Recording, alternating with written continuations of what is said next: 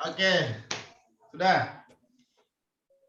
Silakan Saudari Melintia untuk presentasi pertama.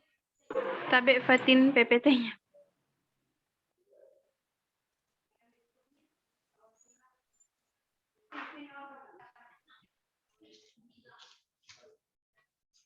Recordingnya, Saraya.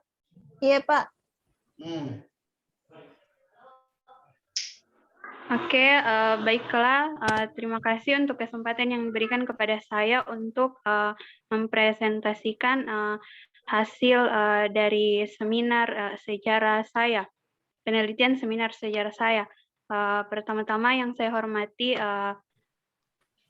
Bapak Dr. Bahri selaku pembimbing kami dalam mata kuliah seminar sejarah ini. Nah, selanjutnya adapun judul dari seminar sejarah saya saat ini yaitu penanaman nilai-nilai karakter untuk meningkatkan sikap nasionalisme melalui pembelajaran kelas 10 di SMA Negeri 1 Semarorong. Nah, bab 1 pendahuluan. Adapun latar belakang masalah yang saya angkat yaitu dalam Kamus Besar Bahasa Indonesia atau KBBI, pendidikan itu diartikan sebagai proses pengubahan sikap dan tata laku seseorang atau kelompok orang dalam usaha mendewasakan manusia melalui upaya pengajaran dan pelatihan. Nah, pendidikan di sini dapat diartikan sebagai jalan untuk mengembangkan potensi yang ada dalam diri manusia untuk kehidupan yang lebih baik lagi di masa depan. Nah, melalui pendidikan, masa depan suatu bangsa dapat dilihat, di mana pendidikan adalah wadah untuk generasi-generasi muda penerus bangsa untuk diasah menjadi generasi yang berkualitas, sehingga hasil dari pendidikan yang diembannya itu akan bermanfaat bagi lingkungan di mana ia berada nantinya. Nah, selanjutnya, hal ini kemudian berkaitan dengan istilah mencerdaskan kehidupan bangsa itu sama halnya seperti yang saya sebutkan tadi, berarti meletakkan tanggung jawab sepenuhnya kepada pendidikan. Nah, di sini posisinya pendidikan sebagai wadah yang akan meningkatkan sumber daya manusia. Nah, selain itu, pendidikan juga sebagai sarana untuk mendewasakan manusia yang kemudian dari hal ini lahir pernyataan yang sering kita dengar atau sering kita baca yang menyatakan bahwa pendidikan itu adalah jalan untuk memanusiakan manusia. Nah, peserta didik sebagai generasi muda penerus bangsa merupakan suatu aset negara di masa depan karena itu suatu bangsa, khususnya bangsa Indonesia itu harus mempersiapkan generasi-generasinya agar bisa menjadi generasi yang baik, dan hal ini dapat dilakukan selain menempuh pendidikan. Hal yang paling penting juga yaitu membangun karakter peserta didik di mana karakter ini harus mampu dipertanggungjawabkan. Keluarannya yaitu peserta didik tidak hanya cerdas secara intelektual, tetapi juga cerdas secara emosi atau moral. Nah, selanjutnya peserta didik sebagai generasi penerus bangsa merupakan suatu aset negara di masa depan. Karena itu, nah di lain sisi mata pelajaran sejarah sering dipahami sebagai pembelajaran yang hanya membahas dan mempelajari kehidupan masa lampau dan penerapannya pun tidak terlalu terlihat dalam kehidupan sehari-hari. Dan hal ini, dan pada studi kasus yang saya angkat dari SMA Negeri 1 Sumarorong, ada beberapa peserta didik atau siswa yang sering membolos pada saat mata pelajaran sejarah berlangsung atau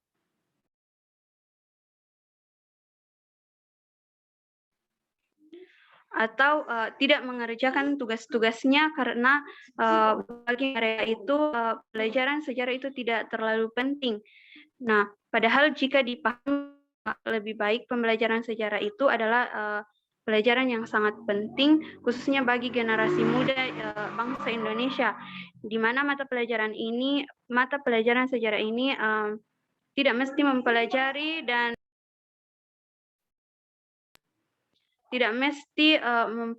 dan membahas mengenai masa lampau saja, tetapi melalui mata pelajaran sejarah ini mengandung begitu banyak nilai-nilai karakter jika diamalkan dengan baik. Nah, nilai karakter dari sejarah ini didapatkan dari kisah-kisah para pendahulu kita yang disiplin, moral, keberanian, tanggung jawab, rela berkorban, dan terlebih khusus sikap cinta tanah air atau rasa nasionalisme yang telah mereka perlihatkan dari berbagai kisah-kisah mereka yang hanya bisa ditemukan pada saat kita belajar sejarah.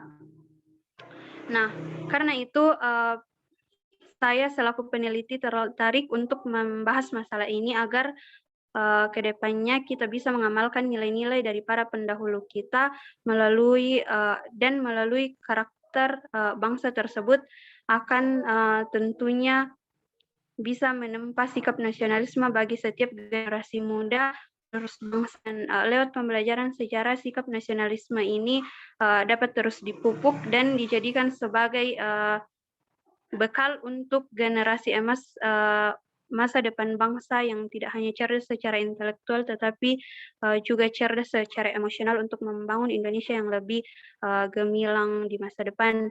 Selanjutnya, rumusan masalah yang saya angkat dari penelitian ini yaitu pertama, bagaimana peranan pembelajaran sejarah kelas 10 dalam penanaman nilai-nilai karakter untuk meningkatkan sikap nasionalisme di SMA Negeri 1 Sumarorong, dan rumusan masalah yang kedua itu bagaimana peran guru dalam meningkatkan sikap nasionalisme melalui pembelajaran sejarah di SMA Negeri 1 Sumarorong.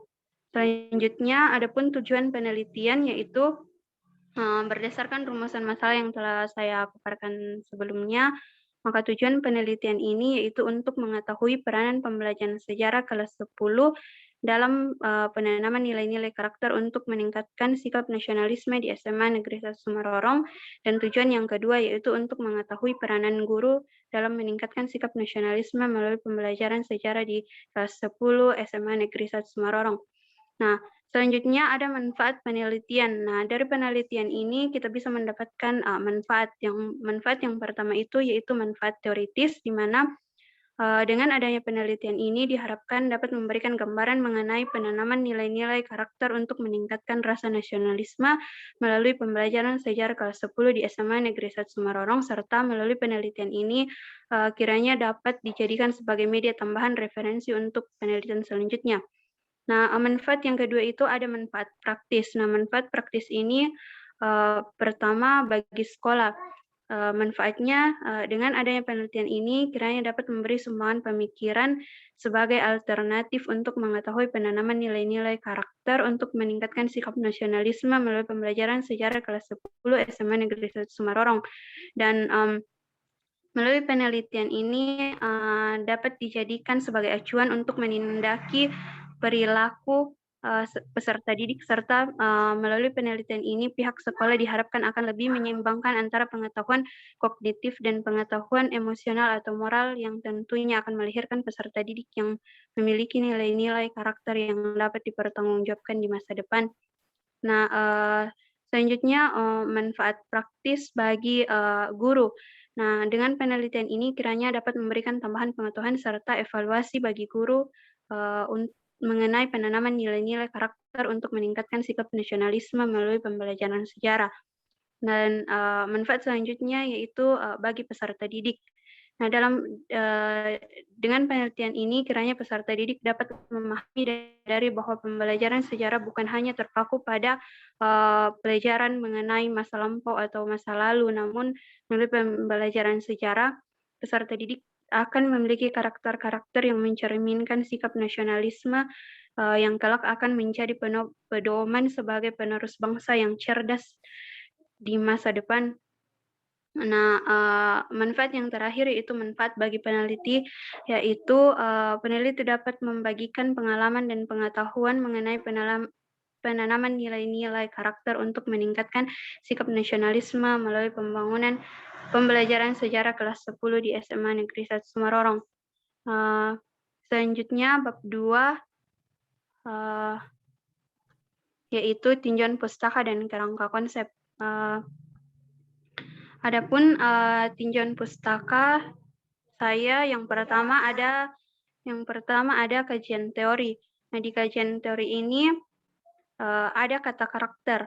Nah, karakter ini dapat diartikan sebagai watak dari seseorang yang mempengaruhi pola pemikiran dan apa yang dilakukannya atau apa yang menjadi tindakannya. Nah, dalam Kamus Besar Bahasa Indonesia disebutkan bahwa karakter adalah sifat-sifat kejiwaan atau akhlak dan budi pekerti yang membedakan seseorang dengan yang lainnya. Nah, dengan demikian jika dijabarkan lebih luas kata karakter ini, maka dapat dikatakan bahwa orang yang berkarakter adalah seseorang yang memiliki kepribadian dalam berperilaku, bersifat, bertabiat, dan berwatak, karena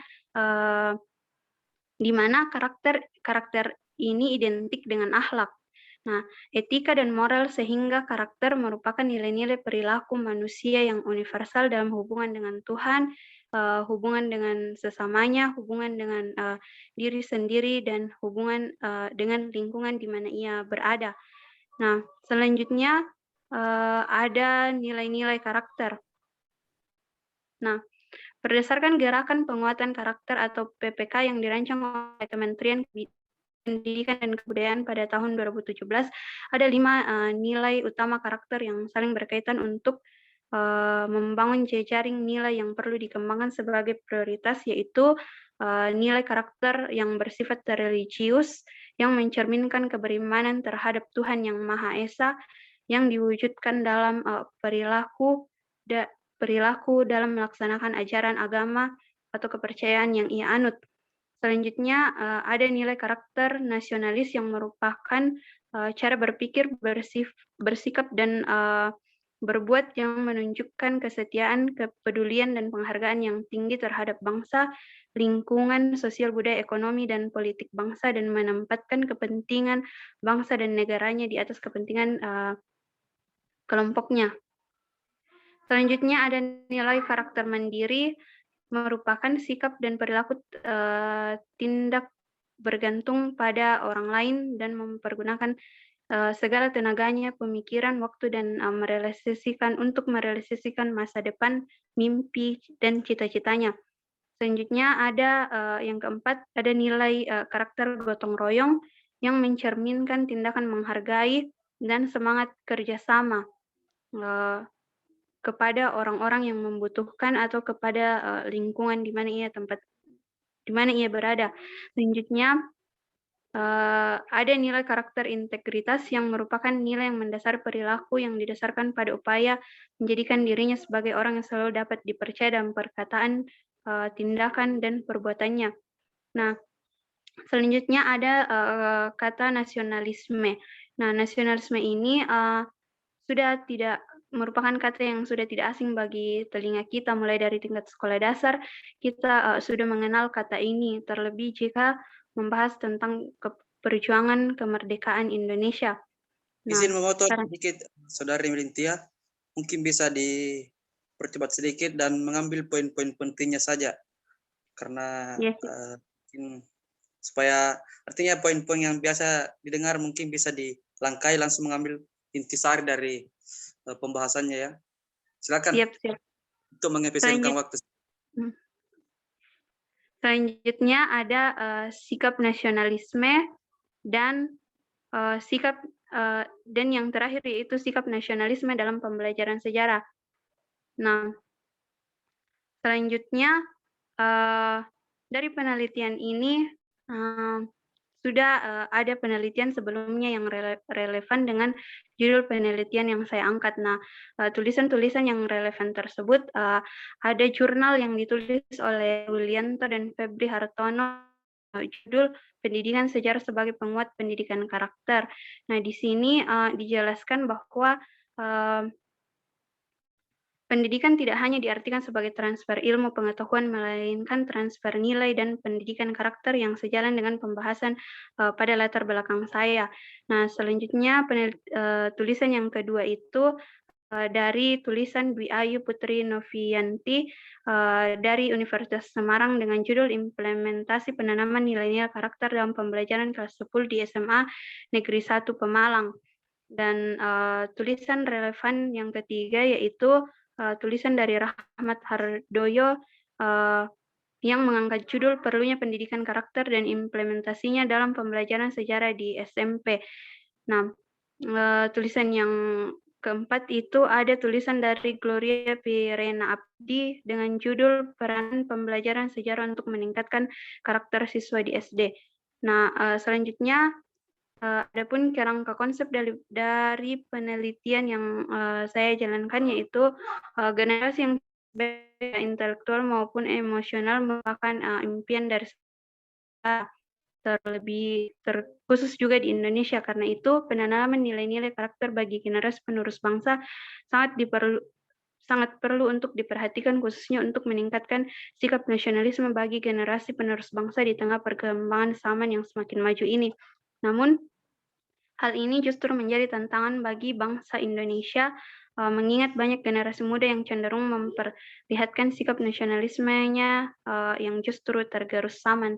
Untuk mencegah hal ini, maka dunia pendidikan dituntut untuk senantiasa memberikan stimulasi kepada peserta didik sedini mungkin dengan menanamkan nilai-nilai karakter nasionalisme dalam setiap pembelajaran yang dilakukan, maka dengan sama halnya dalam pembelajaran sejarah diharapkan melalui pembelajaran sejarah maka peserta didik akan lebih mengamalkan nilai-nilai karakter dari setiap materi pembelajaran sejarah.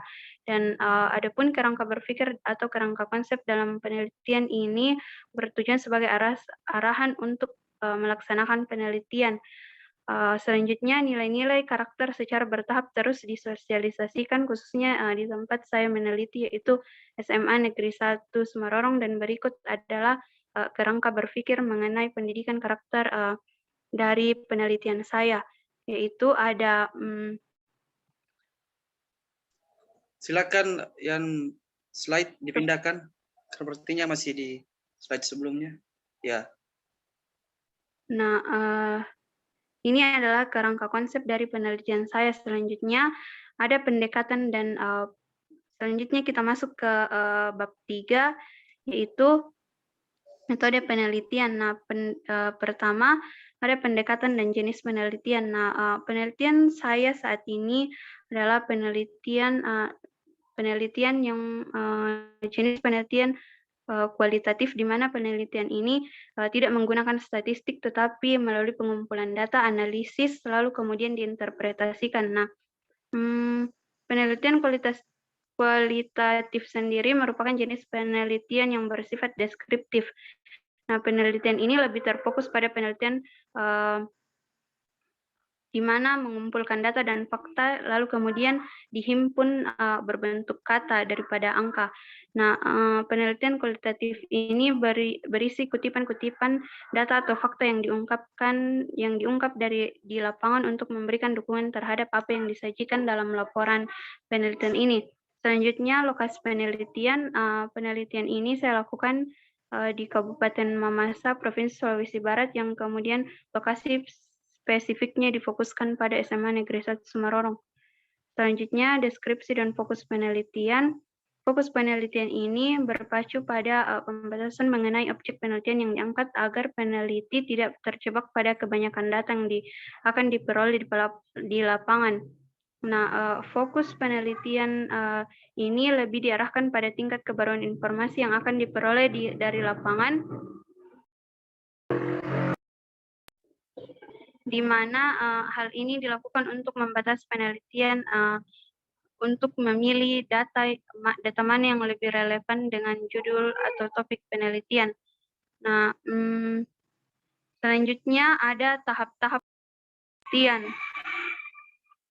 Nah, tahap-tahap penelitian yang saya lakukan yaitu menyusun rancangan penelitian, memilih lokasi penelitian, tahap yang ketiga yaitu memilih informan. Nah, dalam tahap ini menurut saya merupakan tahap yang paling penting karena memilih informan yang tepat itu tidak mudah, di mana peneliti harus kritis dalam memilih informan dengan mempertimbangkan latar belakang informan tersebut dengan kaitan masalah yang akan dikaji dalam penelitian.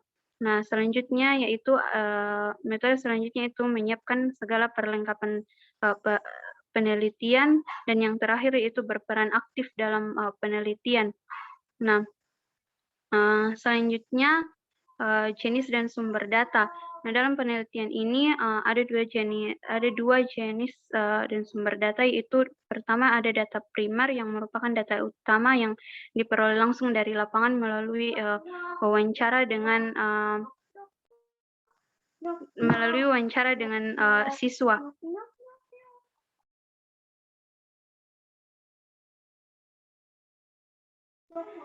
Selanjutnya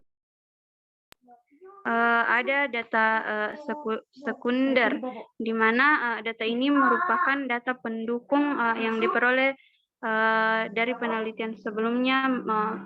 Misalnya seperti dalam penelitian saya menggunakan beberapa buku-buku atau jurnal yang relevan dengan topik penelitian saya. Selanjutnya ada instrumen penelitian, di mana instrumen penelitian ini adalah alat-alat yang diperlukan dan digunakan untuk mengumpulkan data. Nah, dalam penelitian kualitatif yang saya gunakan ini, instrumen utamanya adalah data manusia, yaitu dari peneliti sendiri, yaitu saya sendiri. Dan selanjutnya ada metode pengumpulan data, di mana metode pengumpulan data ini pertama ada observasi, ada wawancara, dan ada sesi dokumentasi. Nah, selanjutnya ada pengecekan keabsahan data. Nah, pengecekan keabsahan data ini tidak terlepas dari metode penelitian yang saya gunakan, yaitu penelitian kualitatif, karena terkait dengan kepercayaan dari hasil penelitian yang saya lakukan. Nah, hasil penelitian ini dikatakan kredibel jika dilaksanakan pemeriksaan terhadap keabsahan data secara cermat dengan menggunakan teknik yang tepat. Nah, selanjutnya dan yang terakhir yaitu ada analisis data, di mana analisis data ini merupakan salah satu langkah yang paling penting dalam memperoleh temuan-temuan hasil penelitian, karena hal ini akan membawa data ke arah temuan ilmiah yang lebih analisis dan tepat, dan ada 3 langkah-langkah dalam analisis data yang saya lakukan sejalan dengan referensi yang saya dapatkan, yaitu ada reduksi data, yaitu merangkum serta merangkum hal-hal pokok yang menjadi fokus dari penelitian, dan atau memilah hal-hal yang tidak perlu. Dan selanjutnya ada display data yang merupakan penyajian data dalam bentuk dan yang ketiga yaitu pengambilan kesimpulan yang didasarkan pada sajian data berdasarkan rumusan masalah yang dirumuskan. Sekian presentasi saya, terima kasih. Baiklah, itu tadi presentasi dari Saudari Melintia yang mengangkat tentang bagaimana peserta didik ataupun bagaimana peran guru dalam pembelajaran sejarah untuk menanamkan nilai-nilai karakter dan untuk menumbuhkan sikap nasionalisme. Itulah tadi presentasi dari Saudari Melintia. Baiklah, untuk mengefisienkan waktu, saya persilakan Saudari Sahrapati untuk mempresentasikan judul seminar sejarahnya. Jadi sebentar setelah moderator, saya bisa bicara sebentar, moderator. Silakan. Apa Saudara Supri? Kalau saya sarankan nanti kalau Fatin tampil, mungkin yang penting-pentingnya saja disampaikan, karena makalah itu ada di grup supaya tidak terlalu lama waktunya. Tidak usah dijelaskan apa itu reduksi data, display data. Jadi mungkin begitu moderator. Ya, silakan. Terima kasih Saudara Supri. Jadi istilah-istilah definisi dalam penelitian itu tidak perlu dijelaskan secara rinci karena beberapa peserta teman-teman ini sudah membaca PPT ataupun proposal yang ada dikirim ke grup. Jadi yang penting-penting saja dijelaskan oleh penyaji. Baiklah, untuk mengefisienkan waktu, silakan Saudari Sahrapati untuk mempresentasikan. Terima kasih. Baik, terima kasih atas kesempatan yang diberikan kepada saya. Perkenalkan, nama saya Sahrapati Anugrah. Di sini saya akan melakukan presentasi proposal seminar sejarah. Pertama-tama, yang saya hormati Bapak Dr. Bahri SPD MPD selaku pembimbing dari mata kuliah ini.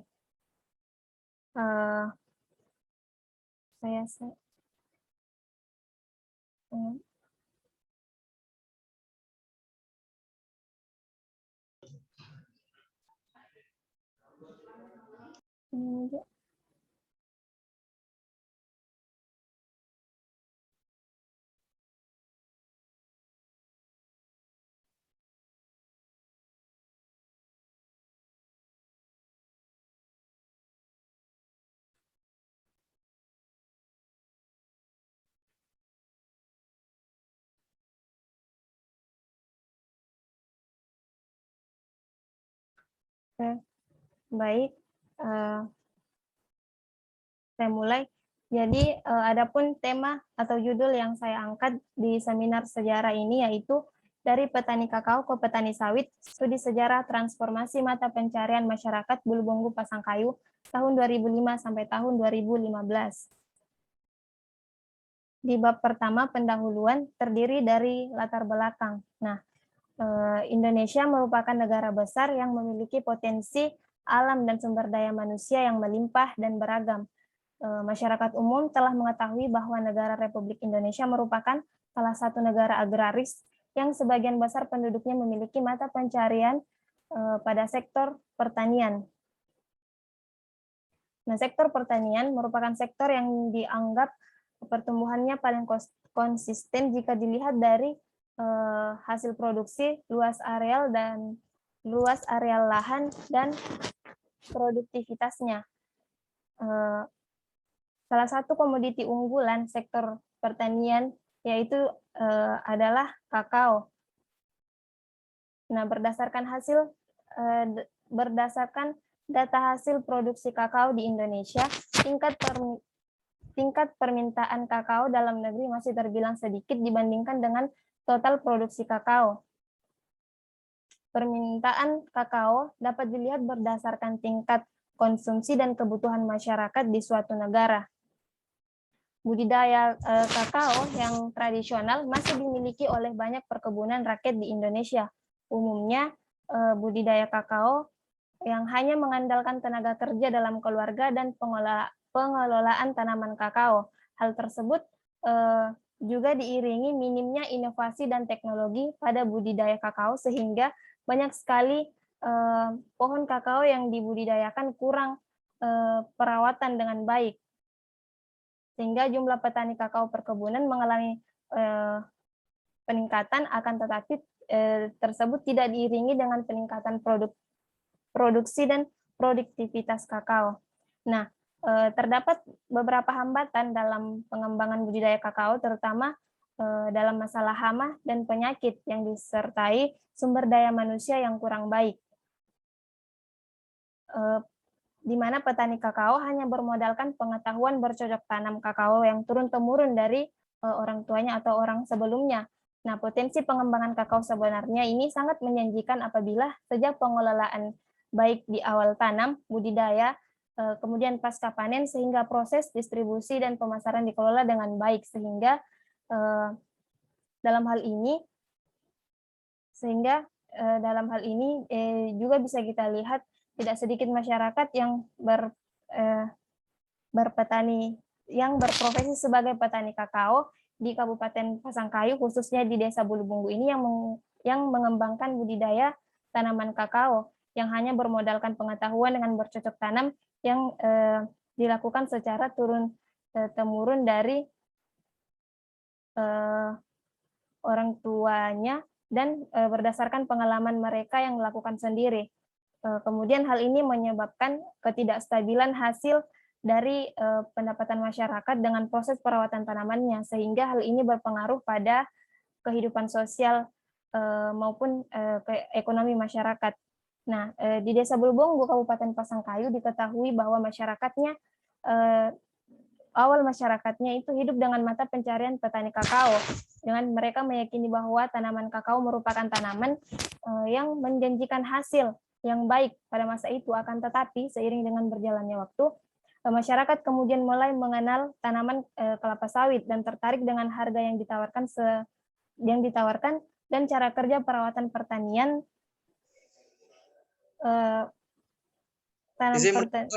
Izin saya mengalih alih sedikit. Silakan Saudari Pati masuk ke rumusan masalah. Saya kira latar belakang sudah cukup dijelaskan. Silakan masuk ke rumusan masalah untuk mengefisienkan waktu. Baik. Silakan. Baik, berdasarkan instruksi dari moderator, saya lanjutkan ke rumusan masalah. Nah, adapun rumusan masalah dari penulisan proposal ini yaitu bagaimana kehidupan sosial masyarakat petani kakao di Desa Bulubonggu sebelum mengenal tanaman kelapa sawit. Yang kedua, apa faktor yang menyebabkan masyarakat di Desa Bulubonggu beralih mata pencaharian dari petani kakao ke petani kelapa sawit. Nah, yang ketiga, bagaimana dampak yang dirasakan masyarakat setelah beralih mata pencaharian ke petani sawit. Nah, berdasarkan rumusan masalah tersebut, maka tujuan penulisan dari proposal ini yaitu mengetahui kehidupan sosial masyarakat petani kakao di Desa Bulubonggu sebelum mengenal tanaman kelapa sawit.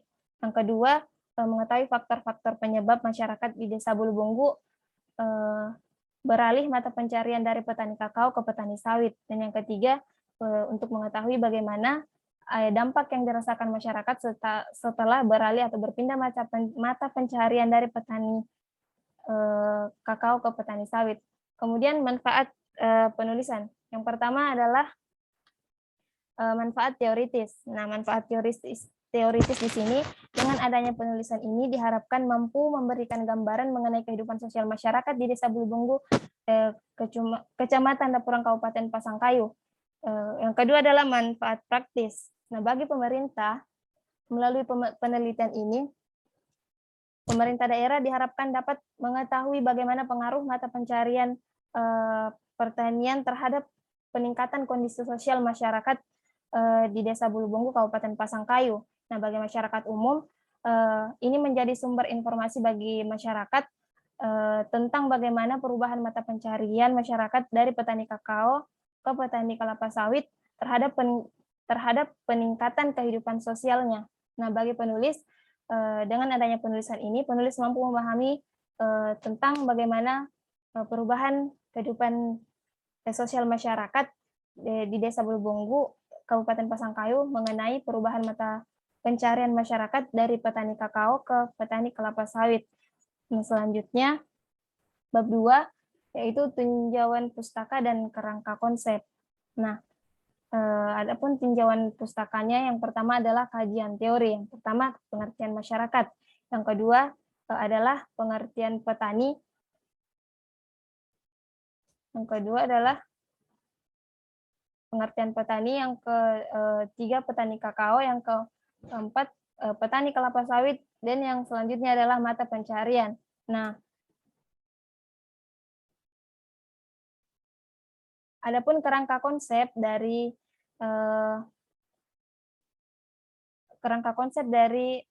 penulisan ini yaitu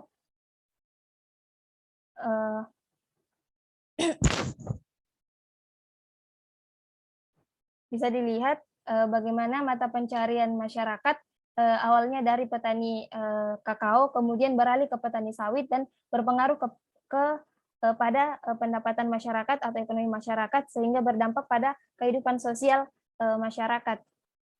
Selanjutnya bab 3, yaitu metode penelitian. Nah, pada metode penelitian ini menggunakan pendekatan dan jenis penelitian, yaitu jenis penelitian yang digunakan ini adalah penelitian kualitatif. Metode kualitatif ini merupakan penelitian yang menekankan aspek pada pemahaman secara mendalam terhadap suatu masalah masalah yang melihat permasalahan untuk penelitian generalisasi.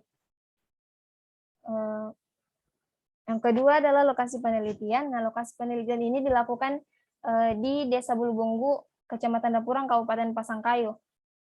Kemudian deskripsi fokus penelitian ini memuat tentang bagaimana perubahan mata pencarian masyarakat petani terhadap kehidupan sosial masyarakat di Kecamatan Dapurang, Kabupaten Pasangkayu.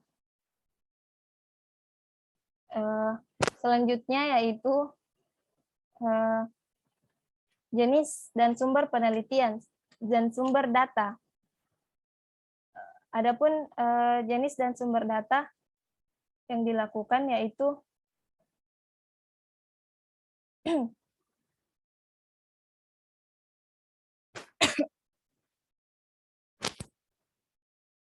yang pertama adalah data primer dan yang kedua adalah data sekunder.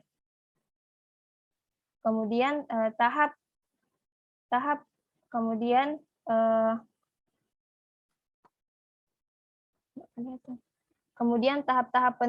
yaitu yang pertama tahap pra penelitian yang terdiri dari menyusun rancangan penelitian, yang kedua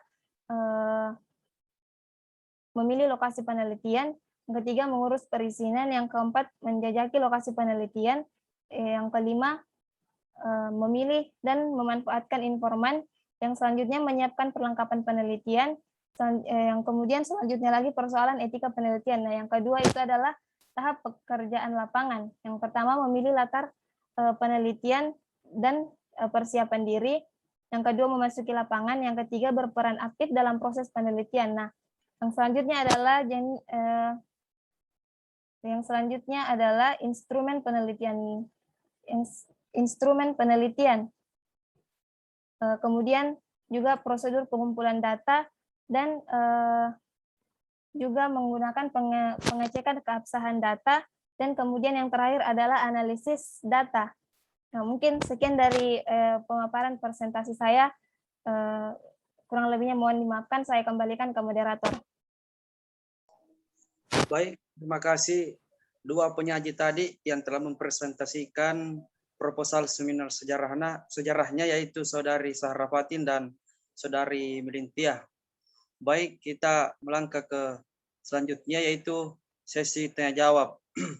Pada kesempatan ini yang menjadi penanggap dari dua penyaji tersebut ada dua orang.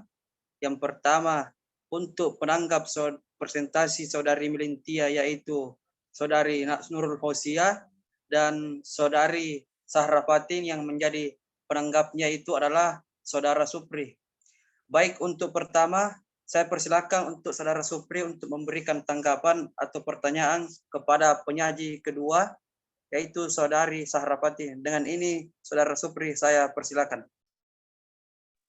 Tes, terdengar suaraku moderator? Sangat terdengar, silakan. Oh ya, baik, terima kasih atas kesempatannya saudara moderator dan kepada semua teman-teman yang hadir dalam seminar sejarah hari ini. Pertama saya ingin mengucapkan bahwa apa yang disampaikan oleh saudara Fatin tadi itu sudah sangat baik. PowerPoint-nya pun juga sangat menarik sehingga tidak membosankan ketika kita melihatnya. Tanggapan saya untuk saudara Fatin, pertama, kenapa Saudari Fatin ini memilih batasan temporal dari tahun 2005 hingga tahun 2015? Apa alasan utama Saudari Fatin membuat batasan temporal dalam kurung waktu 10 tahun tersebut? Kemudian yang kedua, karena penelitiannya ini dilakukan, saya lihat dilakukan memang di daerahnya. Benar Saudara Fatin, di daerah ini toh? Iya, benar. Sama dengan apa yang disampaikan oleh Saudara Syahrul kepada saya, bagaimana saudari menghindari unsur subjektivitas ketika saudari nanti melakukan penelitian, apalagi kita tahu bahwa saudara sebagai peneliti mempunyai hubungan emosional dengan lokasi penelitian yang saudara lakukan. Mungkin itu dua tanggapan saya, terima kasih. Ya baik, terima kasih Saudara Supri yang telah memberikan tanggapan terhadap hasil presentasi dari Fatin. Ya saya ulangi, tanggapannya itu terkait dengan pertanyaan temporal waktu yang digunakan oleh Saudari Sahra Fatin, mengapa memilih temporal 10 tahun itu dan mulai dan mengakhiri tahun tersebut. Apa alasan utama? Yang kedua adalah bagaimana Saudari Sahrapati ini menghindari unsur-unsur subjektivitas dalam penulisan proposal ataupun penelitian nantinya ke depan. Itu pertanyaan dari Saudara Supri. Sebelumnya sebelum saya persilakan ke Saudari Nurul Fauzia, mohon untuk notulen mencatat pertanyaan yang disampaikan oleh Saudara Supri agar nantinya menjadi referensi kita untuk kedepannya. Baik, silakan Saudari Nurul Fauzia untuk memberikan pertanyaan kepada Saudari Melintia. Dengan ini saya persilakan. Baiklah, terima kasih atas kesempatannya Saudara Moderator. Pertanyaan saya cukup singkat ke Saudari Melintia. Dari pemaparan tentang pembentukan karakter melalui pembelajaran sejarah, apakah ada contoh kehidupan masa lalu yang bisa memperlihatkan bahwa sejarah suatu bangsa merupakan pelajaran penting untuk generasi muda? Mungkin itu sedikit pertanyaan saya untuk Saudari Melintia. Baiklah, itulah tadi pertanyaan dari Saudari Nurul Fauzia. Saya kira sudah jelas. Untuk mengefisienkan waktu, saya ke Saudari Sahrapati terlebih dahulu untuk menjawab pertanyaan dari Saudara Supri. Dengan ini saya persilakan. Baik, terima kasih atas pertanyaan yang diberikan oleh Saudara Supri. Pertanyaan pertama yaitu mengenai batasan temporal. Alasan mengapa memilih batasan 10 tahun ini dari tahun 2005 ke tahun 2015. Jadi adapun alasan utama saya memilih tahun 2005 ini karena berdasarkan wawancara sedikit dengan beberapa masyarakat yang ada di sana, bahwa memang dari tahun 2005 itu merupakan puncak dari petani kakao, di mana masyarakat Desa Bulubonggu ini hampir 100% memiliki lahan petani kakao. Dan kemudian tahun 2005 itu adalah puncak kejayaannya, di mana mereka semua sudah melakukan panen. Nah, kemudian mengapa sampai tahun 2015 ini? Karena pada tahun 2015 ini, yang tadinya masyarakat 100% hampir semua memiliki lahan petani kakao, lahan tanaman kakao, kemudian beralih menjadi lahan kelapa sawit. Nah, berdasarkan informasi yang saya dapat juga, dari 100% jika dipersenkan, hanya sekarang sisa 20% yang mempertahankan petani kakao ini di Desa Bulubonggu. Nah, makanya saya mengambil batasan temporal 10 tahun itu dari tahun 2005 sampai tahun 2015. Nah, mengenai subjektivitas dalam penelitian ini,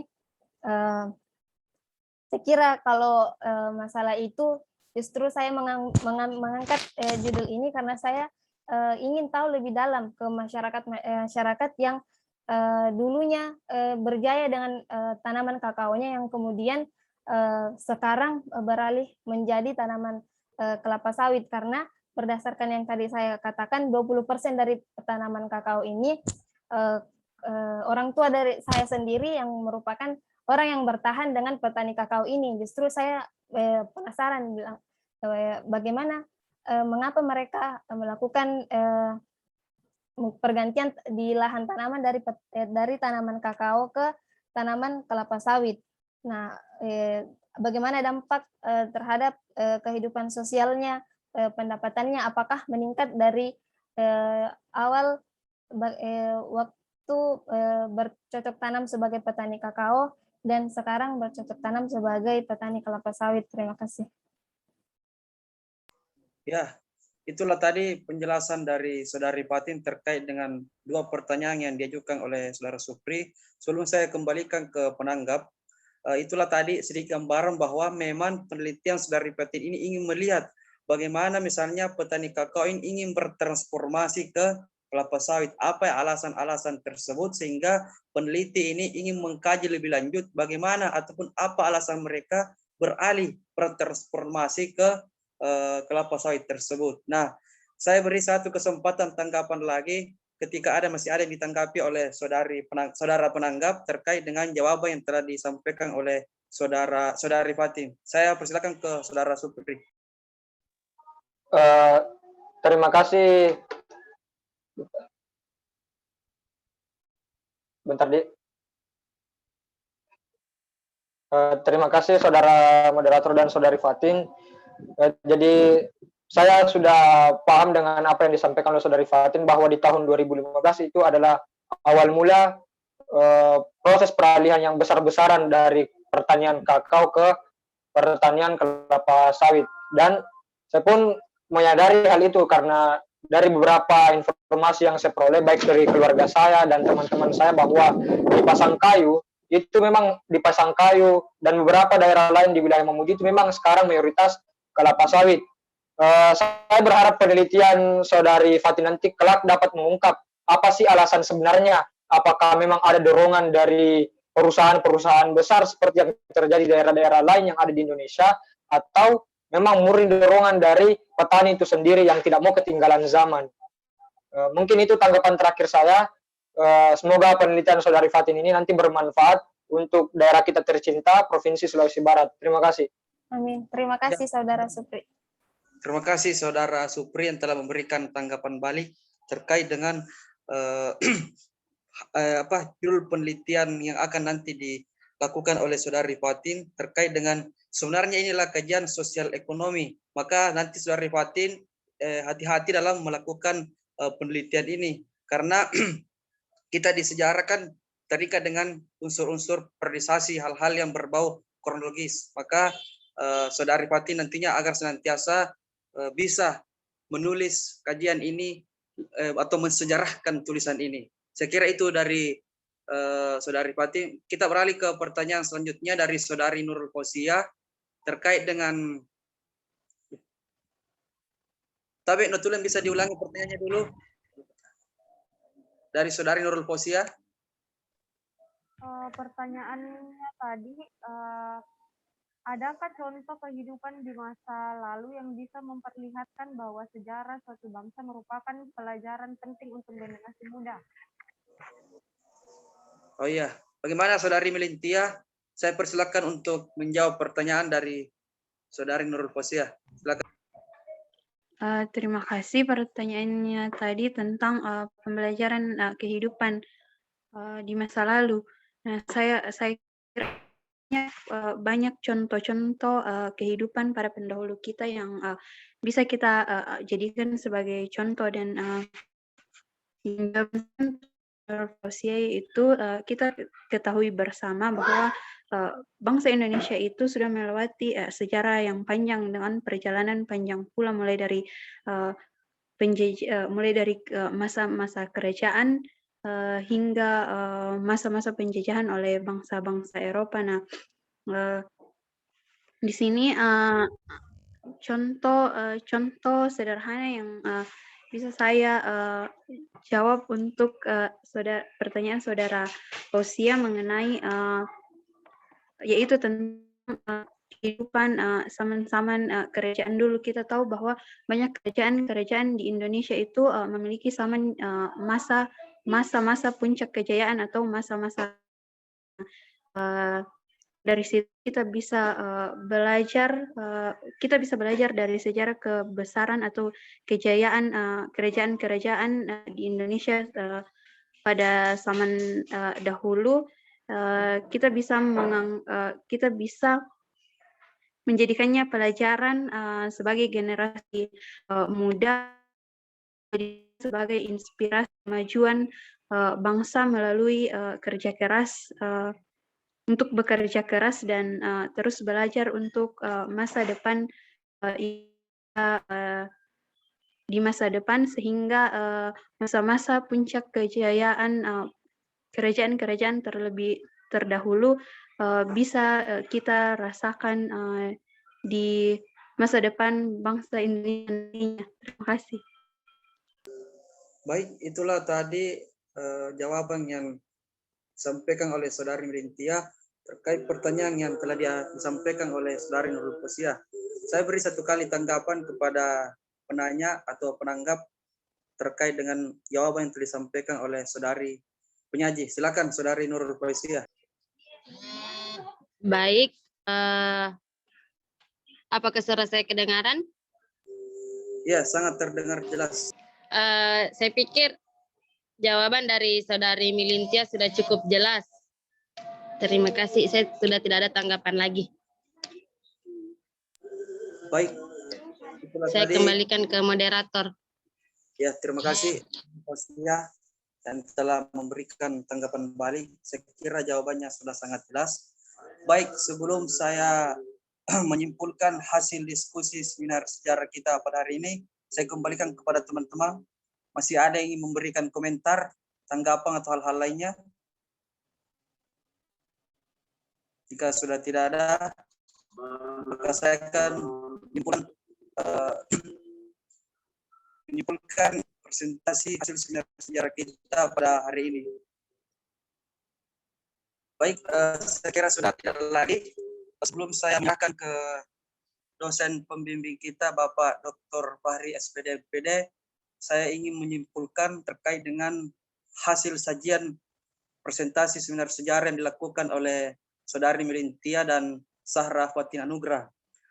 Dua hal yang paling mendasar dari dua penyaji tadi bahwa kita ingin melihat bahwa yang pertama dari Saudari Sahra Fatin bahwa penelitian itu dia mengarahkan bagaimana misalnya masyarakat ingin berubah, ingin bertransformasi dari petani kakao ke petani sawit. Pasti ada hal-hal yang membuat mereka beralih ke situ. Bisa jadi ada unsur-unsur ekonomi, kepentingan politik dan sebagainya. Itu mungkin yang kita nanti ingin kaji lebih lanjut oleh peneliti tersebut. Yang kedua, dari sajian proposal seminar sejarah yang disampaikan oleh Saudari Milintia ingin menggambarkan bagaimana sebenarnya pembelajaran sejarah itu mampu menumbuhkan nilai-nilai karakter dan menanamkan sikap nasionalisme ke peserta didik. Bagaimana seorang peneliti nanti ingin melihat peran guru sebagai sentral atau hal yang menjadi titik pusat bagaimana mereka melakukan pembelajaran sejarah terutama di masa-masa seperti sekarang ini. Itulah mungkin kesimpulan dari saya. Mohon maaf bila ada kata-kata yang kurang berkenan. Sekian dari saya. Terima kasih. Assalamualaikum warahmatullahi wabarakatuh. Saya kembalikan ke Bapak dosen pembimbing seminar sejarah, Bapak Dr. Bahri SPD MPD.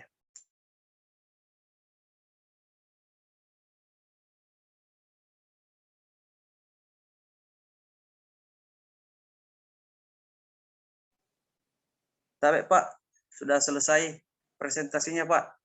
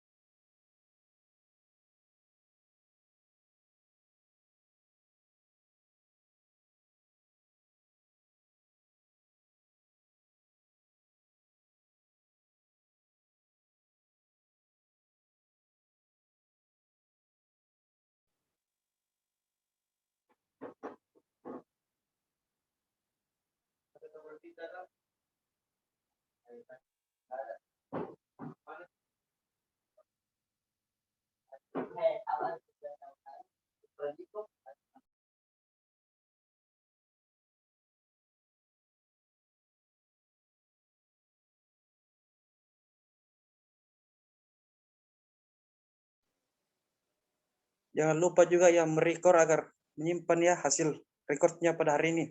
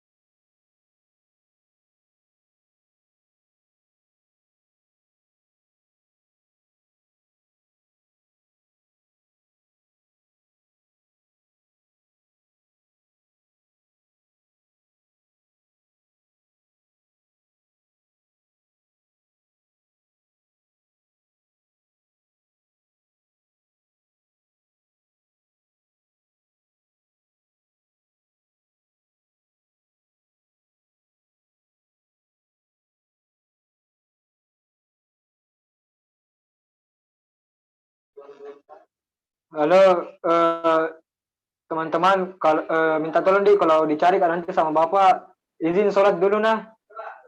Oh iya, siap, siap. Saudara siap. Siap, siap. Terima kasih saudara-saudara. Siap.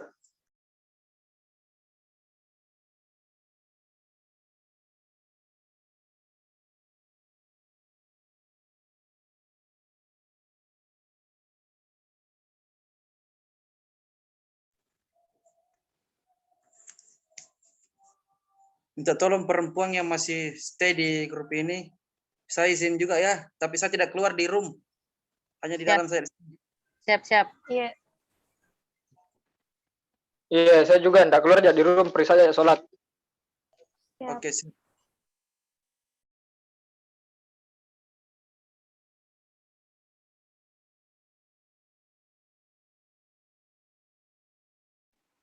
Saya juga mau izin sholat dulu ya teman-temanku. Nggak keluar juga room. Allahu Akbar.